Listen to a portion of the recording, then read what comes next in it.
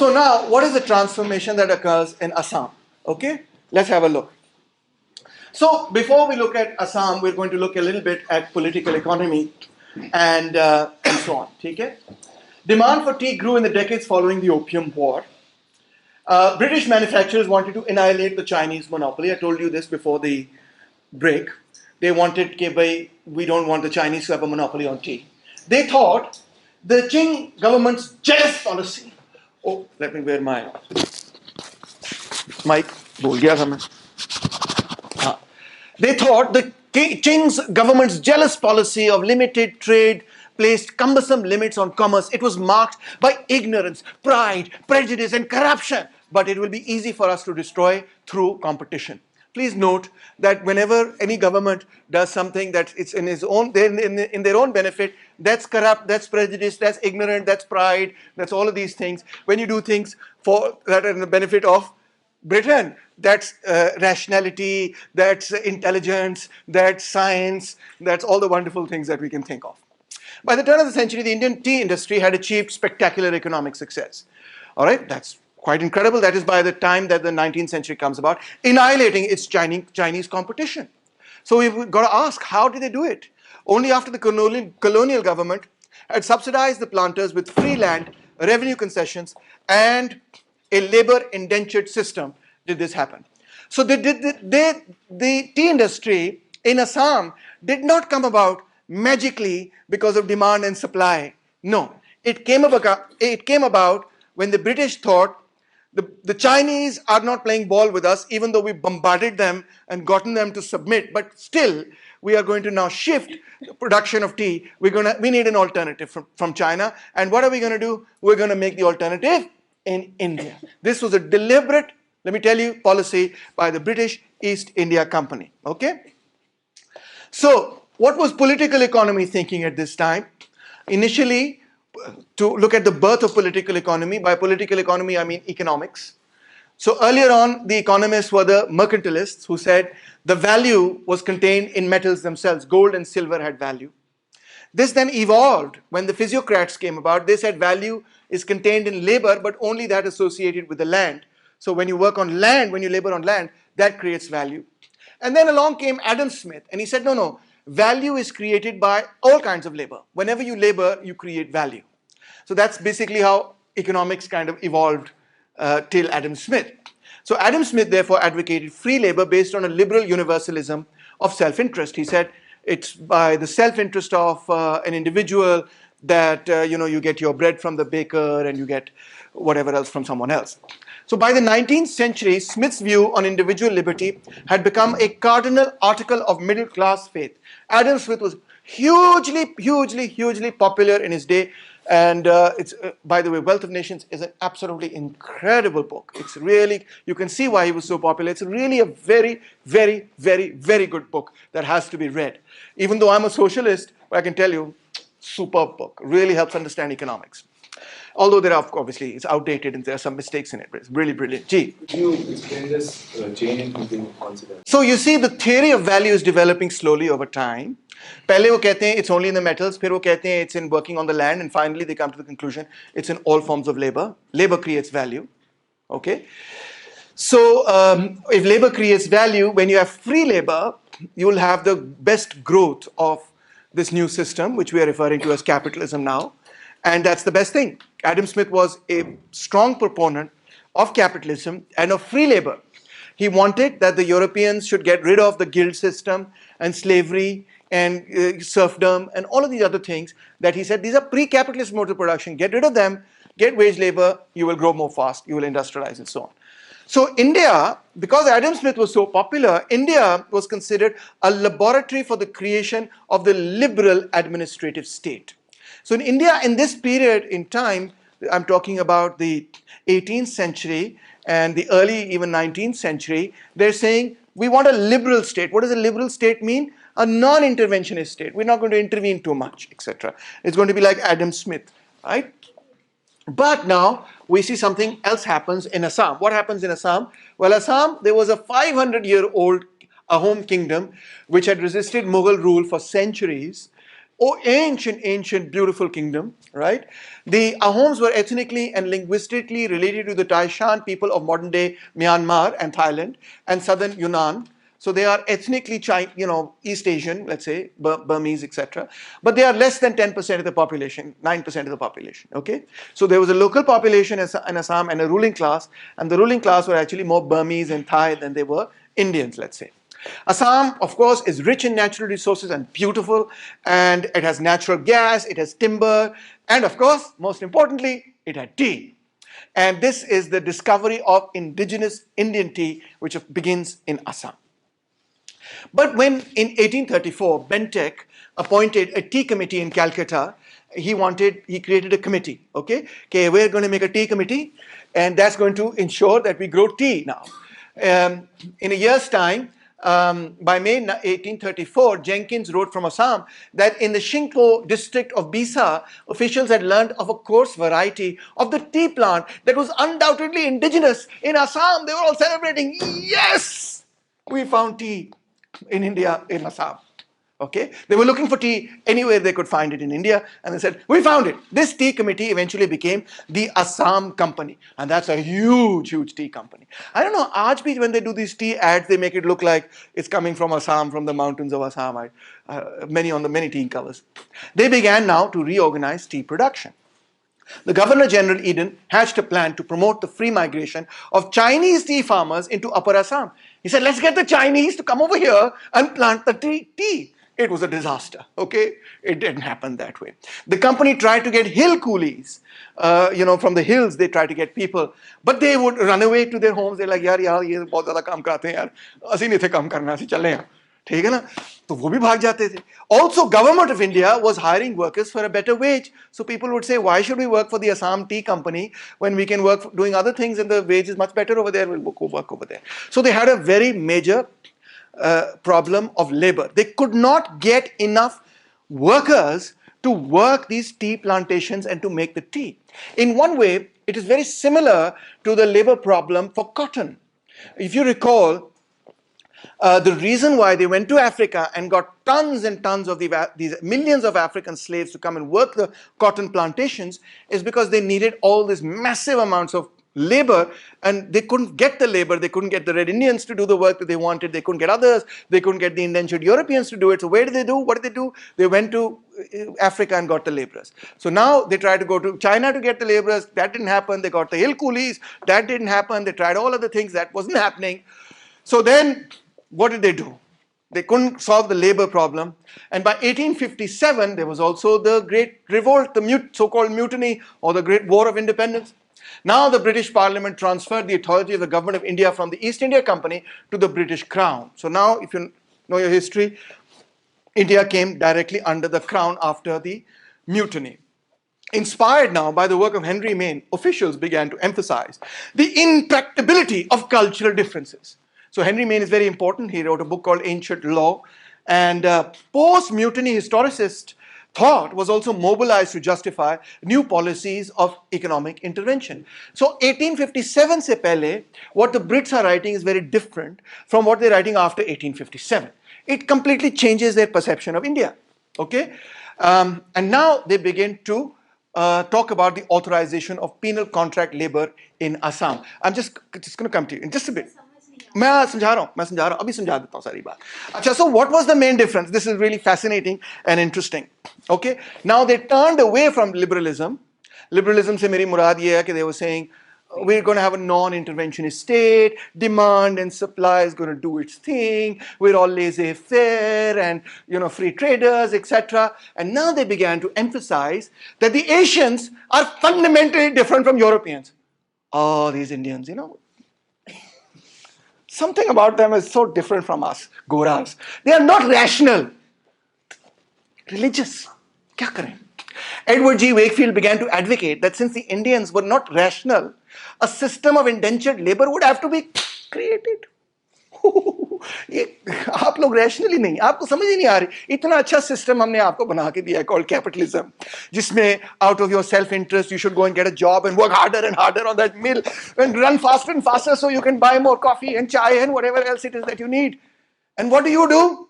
You sit at the coca and you're like, yeah, chill out, man. Who needs all this stuff, man? Grow your hair and just, live your life, etc. You're just not rational. And also, of course, they were thinking that these Indians are not rational because the Muslims are saying कि ये cartridge पे pig fat लगा हुआ है, and the Hindus are saying कि उसी cartridge पे cow fat लगा हुआ है, और सारे rebellion में निकला ये तुम्हारे मजहब के खिलाफ है, हम नहीं करेंगे. पागल लोग, मजहब ये तो इम्पोर्टेंट ही नहीं है इनके लिए, ब्रिटिश के लिए. तो वो खैर इरेशनल किस्म के लोग हैं सारे, हमारे खिलाफ हो गए. देखो कितनी बिनेवलेंट गवर्नमेंट हमने उनको बना के दी थी, इतनी अच्छी हुकूमत हमने उनको बना के दी थी. हमसे बेहतर कौन हुक्मरानी कर सकता है पूरी दुनिया पे? We were so kind to them, we were so nice to them. We occupied their country, we stole a lot of stuff from them, but who doesn't? They did too. Why don't they like us? They must be resentful of us. This is George Bush कहता है. Okay, so British officials began to argue that classical political economy valid nahi hai for India, Pakistan. It was only valid in the ordinary state of political societies. ये सारी थ्योरियां जो है ना, ये Europe के लिए ठीक है, इंडियंस पे नहीं अप्लाई होती. आप लोग जो है ना, आप कुछ और ही है, इस आप पे नहीं अप्लाई हो सकती. Government could not wait for improvements by chance and should actively nurture them with certainty and at once. Because the Indians are simply not rational, that's why capitalism doesn't work for you. Your culture is kharab. And so that's why we have to get the state to intervene and make sure you become capitalist. Civilizing mission of the white man's burden. Absolutely right. Here it is in all its glory. All right, so William Nassau Lees now begins to say that culture was a brake upon the political economy of capitalism. It's your culture which is the problem. If you just change that, become Goras, then you too can have Gucci and Gabbana and whatever else it is. I don't know. Dolce and Gabbana, sorry, not Gucci and Gabbana. Okay, so Lees began to argue the case for indentured labor in India. After saying culturally they're not the same as us, so we need to danda. He challenged the assumption that आज भी हम ये theory सुनते हैं. ओ sir Pakistan में वो लातों के भूत बातों से नहीं मानते, डंडा चलाएं इन पे फिर ही बात मानते हैं वगैरह, है ना? सुनिए ना, we hear all these theories in the reverse sort of way as well. We say, oh, we're not like the Europeans. This democracy can't work for Pakistan because we're not like them. We're culturally very different, right? Okay. He challenged the assumption that human nature was universally malleable. He said, you can't change human nature. British policy makers, in their universalistic view of human nature, had failed to ask questions about the true order of native culture and society, which in India were governed by religion and caste sentiment. This is their problem. Past attempts to impose policies born from the experience of Britain were a mismatch with the social fabric of India. The colonial government's attempt to institute individual property rights had been a mistake. Classical political economy had argued from the general principles about human nature rather than paying greater attention to the friction of differences. They're just different from us. That's why it doesn't work. It didn't even strike them that the reason why we don't like them is because you're an exploiting, oppressive, occupying force in India. That doesn't occur to them. No. That's just something. I mean, it's the same when you see somebody saying, yeah, we went to Iraq, and we were there for so many years. We helped them remove Saddam Hussein, and, we tried to build up their economy, and still they don't like us. Yeah, we were in Afghanistan for 20 years, and, we spent so much, $20 trillion on that country, and still the Afghans don't like us. Why don't they like us? Kind of incredulous, understanding, because you're occupying their country. Why would they like you? That doesn't strike them as odd in any way, strange. Political economy has made a fatal oversight. We need non-market solutions because the labor market has simply failed. The tea industry, therefore, should require binding contracts because potential Indian migrants were not free, rational subjects who sought out employment opportunities on their own. The problem with these peasants is they keep running away. But think about it, they were running away because actually they were getting a better deal from someplace else. But people can't figure this out. They're like, no, we're giving the best deal possible. It's like some toxic guy saying, I'm just the best dude in the world. Why are you not marrying me? Well, maybe you're not the best dude in the world. Hello, get, self-criticism a little bit. This is like the British, saying, we are just the best people on the planet. Why don't you like us? maybe you're not the best people on the planet. Maybe you're not offering the workers such a good deal. Maybe they are getting a better deal by going back to their village and doing their traditional work. Maybe they are getting a better deal by running away from you and, going and living somewhere out in the jungle or even in the mountains. Actually, they're happier in the mountains than they are with you because you're working them to death. They can't figure that out.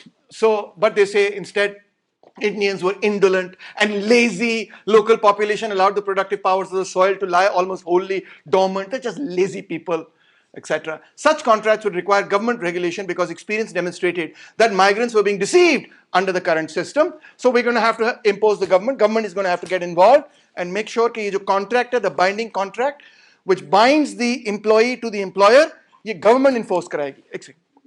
The labor contractors are the problem. ये जो बीच में लोग बैठे हुए हैं ना जो हमें जाके workers लेकर आते हैं ये problem. In contrast, lease rights, living under the protection of English laws, their slavery will be of the very mildest form. Oh, I just love that sentence. Because we're British, our slavery is not so bad. It's good slavery for you. Okay, is what he's saying. So, prices for the shares began to peak now. There was demand for tea was growing, and by 1863, prices reached a high. Historian Shyam Rungta dated the collapse of the industry to May 1866, noting that 2 months later, 58 of 75 tea companies were selling their shares at a discount. By the end of that year, 10 more companies would fold, and 33 more would within 3 years. In total, 57% of companies that were registered during tea mania were finished by the end of the decade. Almost one half of the total capital investments had been lost. Money described this decline as the Great Smash. So what was the Great Smash? It was this speculation on the basis of tea. It rose all the way up to 1863, and by 1866, the tea industry fell down and all the tea companies went bankrupt. So now the India Tea Association began to revamp its tea, began to try and recover. It said Ceylon and Indian tea is prepared entirely by machinery, which eliminates all chances of contamination from nude, perspiring yellow men, and preserved its natural aroma, flavor, and purity. Yani कि they were saying कि China में जो tea उगती है, the people who are making that tea, they're not even wearing any shirts. Oh my God, these horrible barbarians, they're like half nude and they're smelly. And uske bajay, we make the tea with beautiful machines. And machines are supposed to be really clean. Do you think they're clean in the 19th century? Of course not. Okay, successful tea sales represented the triumph of the West over the flowery land, that's China, resulting from the intelligence, science, and research of Occidentals. Occidentals means Goras. The Goras were just scientific and so on and so forth. First, that capitalist development originated with European, specifically English civilization, whose liberal political ideas stood opposed to the barbarism and unfreedom of Asia. And second, that what set capitalist development apart from the advent of technological innovations that liberated workers from labor-intensive methods. These are the two assumptions that the author is going to now challenge and show you what was really going on. What was really going on was indentured labor, bonded labor, basically a kind of slavery. British planters themselves say that the rise of Indian tea and lower production costs were because of indenture. We solved the labor problem by bonded labor, like the brick kilns of Pakistan. Usme dekha na kaise bonded labor hota hai. That's how they got the Assam tea getting rolling. 1 second. What were these? Likhlo, and I'll come back to you. What were the restrictions? Restriction of worker movement. You cannot go wherever you want to go. You have to ask the master. Constant surveillance, wages fixed by law rather than by the market. Capital intensive and labor intensive industrialization were historically interdependent. Abhi aage dekho kya hota hai. Master and servant laws. Kya the wo laws? On the one hand, yes, they began to use better seats, better management, clever work, etc., all of these things, and they were selling it better and all of that. But on the other hand, more importantly, tea planters, backed by penal contract legislation, cut costs by simply paying employees less. पैसे कम देने शुरू कर दिए. Britain passed a series of labor indentured laws, first in 1863, followed by revisions in 1865, 1870, 1873, 1882. Under these laws, a breach of contract by a tea plantation employee would be treated and punished as a criminal act, liable to imprisonment or enforced specific performance. So if a worker says, साहब जी मैं तो कम नहीं होता, मैं घर जा रहे हैं, तो उसको जेल हो जाएगी. Imagine that. This is the government of India, British India, doing this, introducing slavery, and they openly saying that's what we're doing. Machinery आई थी, but it was introduced very late, and by the time its practical problems were resolved, already the whole system, the whole trade had reversed, and it had reversed purely on the basis of this indentured labor. What was going on? Let's look. Penal contract law provided planters both the formal code and implicit authorization to physically prevent workers from striking, rioting, or abandoning employers. You can't strike, you can't riot, you can't abandon us. You have to do this work no matter what you feel like. No free trade and freedom and all of that stuff here. Magistrates most commonly punish workers with a sentence of rigorous imprisonment. That means ना सिर्फ वो jail जाएंगे, मैं jail में उनको काम करना पड़ेगा. A report in 1883 noted that adult tea coolies were imprisoned at a rate 3 times greater than the general population. जेलों में डाल रहे थे लोगों को if they broke the contract. In 1873, the Assam official Edgar recorded that chowkidars were posted at every possible outlet from the coolie lines, which in some instances were enclosed by high palisades outside which the coolies were not allowed at night. पूरा किला बनाया हुआ था उन्होंने इर्द गिर्द कि इससे बाहर नहीं जाना. Planters would announce a reward of 5 rupees to anyone who caught and returned a runaway coolie. अगर वो भाग जाते थे कहते थे हम रिवॉर्ड देंगे. उस जमाने में 5 रुपए बहुत ज्यादा थे. Let me finish and I'll come back to you. Just note it down. 1865 law authorized the power of private arrest on the grounds that the political and legal infrastructure of Assam was inadequate. In other words, अगर ये worker भाग जाए तो आप खुद अपने गुंडे बदमाशों से उसको जाके अरेस्ट करवा सकते हैं. ये लॉ अलाउ कर रहा है आपको. Imagine that here. That's absurd. That's gangsterism. The practice of tying up and flogging coolies when they failed to meet the amount of daily tasks assigned them was almost universal. ये को coolie नहीं लिख रहा है, ये British खुद लिख रहे हैं. Imagine that. मारते थे उनको अगर काम नहीं होता था पूरा. Representatives from the island, garden and Dilkhush tea estate had written directly to the deputy commissioner of Chachar requesting to formally legalize severe flogging for disciplinary purposes. शुक्र है their request was not met. They said कि हमें इजाजत दो कि हम कोड़े मारें. A coolie woman had absconded, was recaptured and flogged in the most barbarous manner on the order of Mr. T.J. Walker, the manager, by 3 of the garden employees in presence of all the laborers on the estate. This is no better than what you were reading about the American South and slavery over there. This is slavery. In the upper Assam district of Sibsagar, a Mr. Grigg responded to reports that his coolies had been stealing firewood and proceeded to strike a worker. Some blows on the head with a stick. The coolie fell down and died on the spot. Grigg was acquitted by a jury trial. He's innocent. Imagine. बंदा ही मार दिया sir पे डंडे मार मार के. Companies adjusted clocks backwards when they wanted to get more stuff out. उस जमाने में घड़ियां तो होती नहीं थी workers के पास. They would adjust the clocks backwards by 1 hour so that the workers would complete tasks earlier. जानबूझ के they would mess with the time. Hazri was a days of labor. However, over time, planters began to use Hazri to denote individual and specific tasks, remuneration for which would not be delivered until the task was done. The original meaning of Hazri was thus inverted along the same lines as the relationship between concrete and abstract labor. In other words, they would say, अगर आपने पूरा दिन आए हैं, आपने 8-10 घंटे काम किया है, जैसे अगर तुमने उस दिन में इतनी टोकरी नहीं बनाई चाय की, तो तुम्हारी हाजिरी पूरी नहीं हुई. जब तुम वो पूरी टोकरी बनाओगे, तब तुम्हारी हाजिरी पूरी होगी. वो टोकरी 3 दिन में जाके बनती थी. कहते थे अब 1 हाजिरी हुई तुम्हारी. कैसे कैसे तरीके बनाए में, बस खत्म हो रहा. कैसे कैसे तरीके बनाए में, सोचो जरा.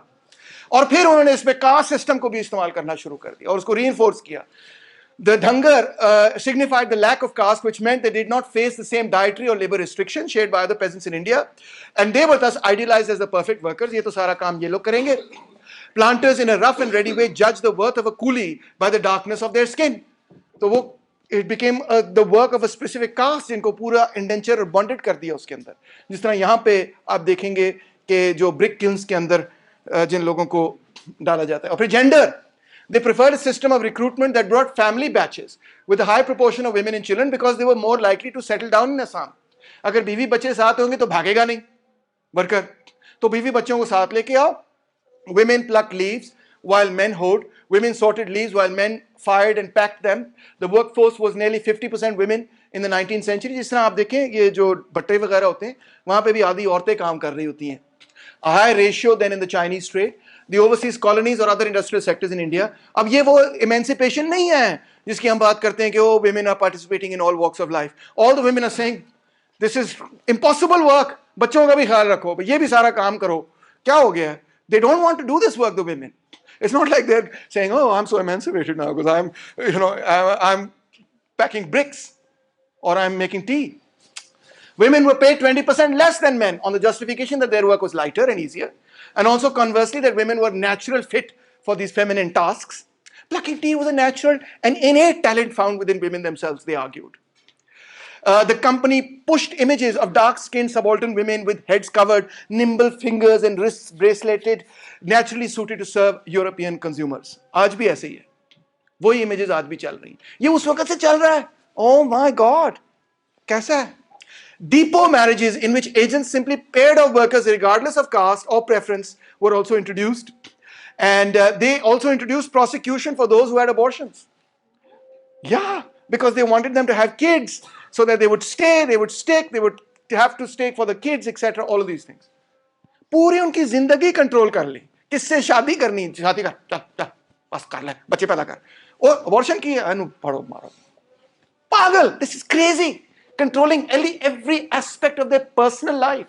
That was what was going on with this Assam company.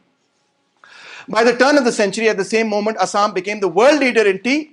Women outnumbered men in the Brahmaputra Valley tea plantations for the first time also. So, dosto, ye tha, the worker meanwhile just became an appendage of the machine. I'll pause for a second. Jo haath khade the, I'll take some questions. Bhai, wo is tarah se tha na ki they wanted to start the tea in Assam. ठीक है, they want to start that production in Assam after 1840s. They were key intent on it कि भाई हमने यहाँ पे शुरू करनी है, ठीक है. But to start it, they needed labor. But when they would pay they would not pay the workers enough, so that the workers would say, यार ये तनख्वाह को नहीं है, चलो किधर और चलिए. So the workers would run away. So they couldn't get enough number of workers to work the plantations. So what did they do? How did they compete with the Chinese? They competed with the Chinese by basically bonded labor, indentured labor. They got all these laborers, put these conditions on them, completely enslaved them, worked them to bloody death on those plantations. And that's how they competed with the Chinese. नहीं है ना? अभी तो machinery वही यही बता रहा है ना एंड्रू ल्यू आपको कि ये सारी जो एक्स्ट्रा प्रोडक्शन थी, more efficient production, और जो कॉस्ट गिर रही थी या जो भी है, it was not because some great new machinery was being introduced. It's just because these people were being brutally exploited. That's what he's trying to tell you. But इतनी काम करा रहे हैं इधर इन लोगों से, indentured bonded laborers से, that the Chinese, who are nonetheless not bonded in that particular way, they are still doing the plantation in the old ancient monk, whatever, this way and that way. They're not able to compete with the Assamese, who are like being worked like slaves. Okay, now the work diminished the worker into a machine. In Assam, they would actually refer to them like that. For example, ek banda likhta hai, labor is a great machinery by which tea land is made valuable. And it is costly machinery too, especially for Assam tea planters. So he's talking about the workers. Ki ye to hamari machines hai. By the turn of the century, mechanical innovation in drilling, rolling and firing tea, as well as advances in manuring and soil treatment, had been successfully incorporated, yielding massive leaps in productivity. But this is now by the turn of the century. जब 20th century शुरू होने लगी. But the foundation for them had already been laid in the division of work of the indentured manual laborers. जिस तरह Victorian writers Charles Dickens and Elizabeth Gaskell वगैरह, they write about how the European worker was turned into an appendage of the machine. Marx also writes about how they would work these machines, and the pace of work would be determined not by your human capacity to work, but by the pace of the machine. It's much the same here in Assam. The same process was occurring on these massive indentured labor plantations. So finally, to conclude, as one thrived, the other collapsed.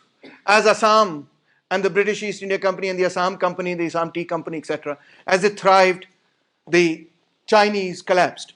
Collapsed to such an extent that today a typical person would perhaps even ask, "Acha, Chinese bhi chai banate hain, chai peete hain." They've even forgotten that it comes from China. It comes from that East Asia.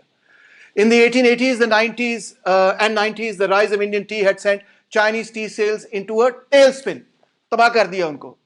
Opium भी बेच रहे हैं, चाय ले रहे थे, चलो को भरा कर रहे थे, वो भी तबाह हो गई. Indian tea propelled itself past its Chinese rivals owing not to its technological innovations, but to its exceptional regime of labor intensification through indentured and bonded labor. The development of one region simultaneously brought about the underdevelopment of another. आजकल हमें लोग बड़ा कहते हैं बांग्लादेश बड़ा जबरदस्त model है, बांग्लादेश बड़ा जबरदस्त मॉडल है, देखो उनके फॉरेन एक्सचेंज रिजर्व इधर हैं, हमारे तो कुछ है ही नहीं उनके मुकाबले में. बांग्लादेश में वर्कर्स का जो हाल है वो भी देख लो क्या है. These incredible, ये जो competition है between various third world countries that are at the periphery of the global capitalist system, they're always competing against each other. We're not competing against the West. We're competing against the Bengalis and the Vietnamese and others, etc. We can produce it at cheaper than you, and we're not going to do that, by the way, by getting better machinery. How are we going to do that? By accepting subhuman working conditions. अब देखो, मैं अगले दिन वो सोच रहा था कि मिफ्ता इस्माइल साहब कह रहे थे कि देखो, how can you raise efficiency if you can't fire a worker. हम तो वर्कर्स को फायर नहीं कर सकते, तो इफिशिएंसी कैसे बढ़े. तो मैंने उसके खिलाफ वीडियो भी बनाया. मैंने कहा भाई, ये सोल तरीका इफिशिएंसी रेज करने का, ये भी तो तरीका एफिशिएंसी रेज करने का कि नई मशीन लेके आओ, अच्छी टेक्नोलॉजी लेके आओ, एफिशिएंसी उठ जाएगी. But our Pakistani capitalists don't even think about raising efficiency by investing in capital goods and machinery. Why? Because the whole colonial system has functioned that way for hundreds of years. Just work the people harder, make them work for less, make them accept worse and worse conditions. That's how you beat the Chinese in the past.